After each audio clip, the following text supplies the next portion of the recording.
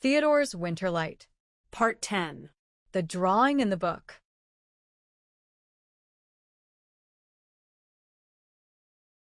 The snow continued to fall softly through the afternoon, wrapping the cabin in a hush that felt sacred.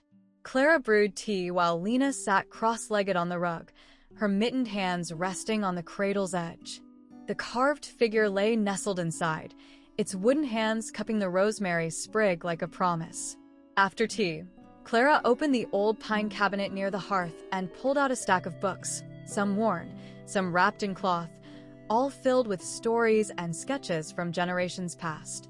Lena watched, wide-eyed, as her mother placed them gently on the table.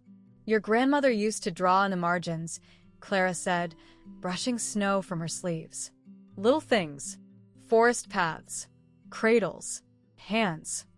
Lena climbed onto the bench and opened one of the books.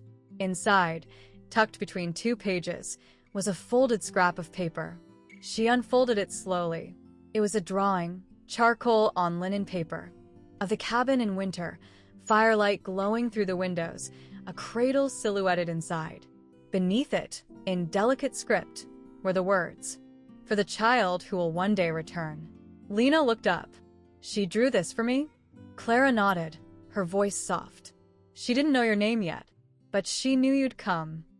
Lena pressed the drawing to her chest, then reached for her own notebook.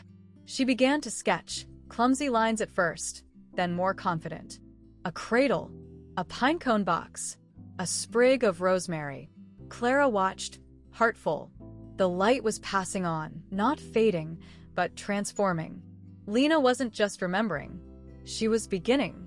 That evening, as the fire crackled and the snow deepened, Clara tucked Lena into a small bed beside the hearth. The cradle remained empty, but not unused. It now held stories, drawings, and the carved figure that had traveled through 3 generations. Clara sat by the fire, writing again. Her words were no longer just reflections. They were invitations. "To the child who draws beside me, may this cabin always be your sanctuary. May the forest listen when you speak. And may the light we carry never dim."